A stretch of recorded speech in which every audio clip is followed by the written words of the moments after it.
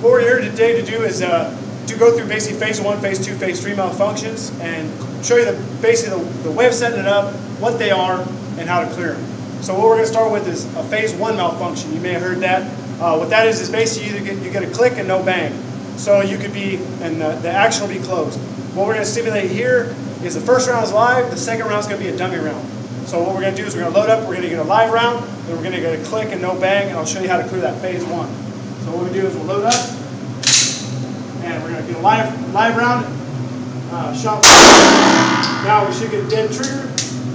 Now what happened is, that went click, see the trigger's dead here, it didn't go bang, the slide's closed, and basically how we're going to clear that is a tap, rack. And it's a nice forceful movement, you're not going to break anything, just bang, come in, hit it nice and firm, rack that thing over the top. I try not to slingshot it, because basically you can lose grip that way, and also for a phase 2, it's more beneficial to come over the top. We'll discuss that here in a second when we clear phase 2.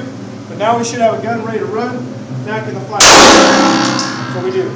So that was a phase 1, tap, rack. Okay, this is what's referred to as a phase 2 malfunction, or a brass high malfunction you'll hear it referred to sometimes.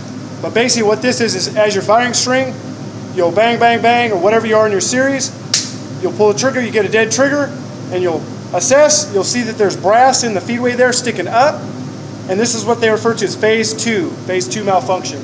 How you want to clear that is basically the same way as a phase 1. What we'll do is we'll tap.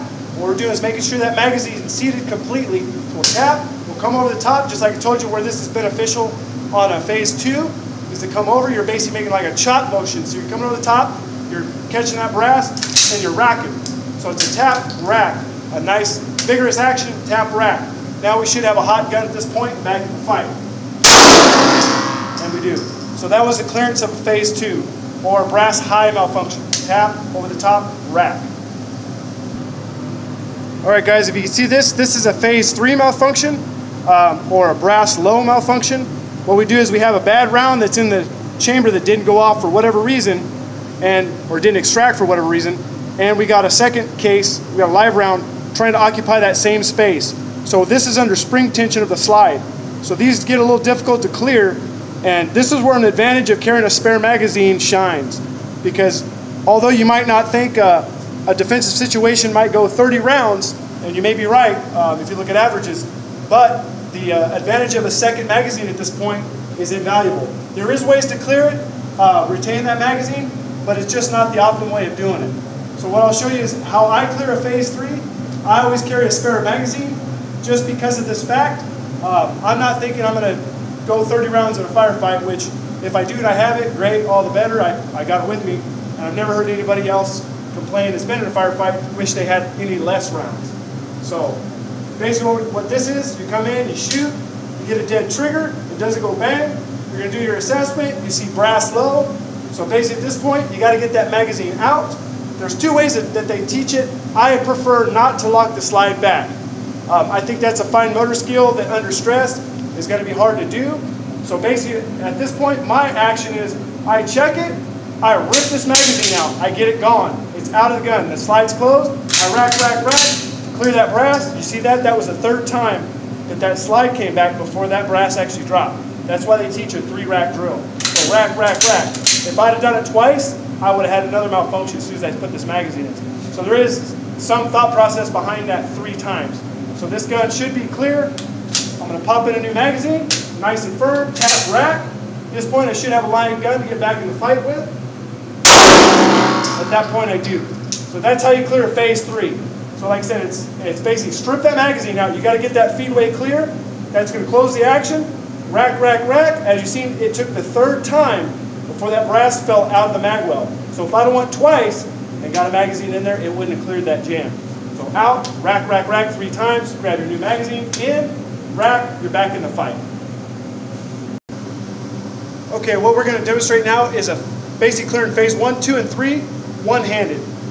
Basically we're simulating if one of our appendages, one of our arms, basically is hitting a firefight and it's not usable at this time. So you still have to do the same operations you have to do in a fight, whether you lost an appendage or not. I'm going to go ahead and do it strong side, excuse me, strong side only. So this is going to be a phase 1. And basically I'm going to fire, the first round's going to be live. I'm going to get a click and no bang in the second round, and I'll show you how to clear this one-handed. So basically, if this arm's out of the fight, I engage my target, bang, I got one off, bang, I get a click and no bang. Now what do? I got to tap and rack. Tap with my knee nice and firm, rack off my belt line. Now I rack that off. I should have a live gun at this point, back in the fight, and I do.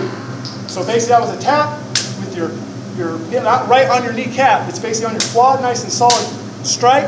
And basically at this point, this is where the importance of a rear sight with a wall on it. If you got some Novak sights, kind of like we ship on Kimbers, some of the HKs and stuff like that, you won't be able to do that or do that as effectively as you can with a straight rear sight that's got a cut on it or a hook that'll catch something. I chose to do that off my belt because I'm facing down range. I got someone that's actually holding the camera, so I can't sweep my muzzle anywhere. You can do it off your boot, you know, basically off the turn. It could be done off the boot, you know, it could be done off your belt, you know. However surface, even if you're standing next to a piece of wood or something, you can turn the gun, rack it, whatever you can do to get that slide back. That rear sight will catch on something, rack it, get the gun back in the fight. But like I said, I have to do it this way because I have a limited sweep of what I can sweep my muzzle with live ammunition. So anyways, guys, that was a phase 1, tap, rack, one-handed. We'll move on to a phase 2. Okay, we're back to a phase 2. This is going to be a phase 2 one-handed manipulation or clearing. Like I said, it could be called the stovepipe, it could be called the brass high, or phase 2 malfunction. But basically what this is, we're simulating the one-handed. I come in, I fire my string, bang, bang, bang, I get a click and no bang. At this point I assess, I see I'm brass high malfunction, phase 2 malfunction. I still, same way of clearing a phase 1, I got to tap rack this thing with one hand. So I'm going to go back the same thing, I'm going to tap, get that magazine nice and seated, I'm going to rack, I'm going to come over my belt, I'm going to rack that thing, and I should have a live gun at this point, which I do, I can continue the fight. So that's phase 2 malfunction, one-handed. Now we'll go to phase 3. Phase 3, same thing, it's the importance of carrying a spare magazine. And one-handed, it's a little tricky, but we'll go ahead and we'll run you through it. Okay guys, now we're going to do a phase 3 malfunction, one-handed. Now, basically I would recommend getting professional training before you take on this task because this is a pretty complex set of movement and you really want to be careful that you're doing it correctly. There's a lot of chances for this to go wrong. So basically we're going to simulate phase 3, one-handed. How are you going to do it? Like this arm's out of the fight, I aim in, I get a click and no bang, I do my assessment, raise the gun, I see a piece of brass, a brass low malfunction, feedway jam, whatever we call it, phase 3. 2 pieces of brass trying to occupy the same space. So at this point I got to get this magazine out and I'm one-handed, so I don't have the ability or the use of my other hand to strip this mag out. So the next best thing I can do is basically use my arm. I'm going to come across this way, bang my forearm against my quad, and get that magazine out. So now the magazine's out, but I still got a bad piece of brass in that chamber. So I have to rack it. 1, 2, 3, just like I normally would on a standard phase 3. Now I have to stow this gun somewhere, and I don't recommend putting it in between your legs, like some instructors show, because if I got to move, if I put this gun here, I'm stuck here. I'm stuck till I get that reload done. If not, someone starts shooting at me again, or I'm in the fight, I got to go. Guess where that gun's going? It's hitting the dirt, and you got no gun. So same thing, if you're behind cover and a barricade, you know you're basically safe there behind cover. There's a way, obviously, you put it behind your leg if you're basically sitting down and pinch that gun there. But that's if you're on the ground, you know you're not mobile. At this point, I want to be mobile because I don't know what's going on next. I got to get this gun up and running. So I've already racked it off my belt. I have to stow it. I can stow it in my holster. I can stow it in my holster backwards. I can put it here inside my belt line. Put my new magazine in. And I got to rack it. At this point, I should have a live gun. And I do, so I'm back in the fight one-handed. So like I said, you can see the complex set of movements on that and how that can go wrong under stress.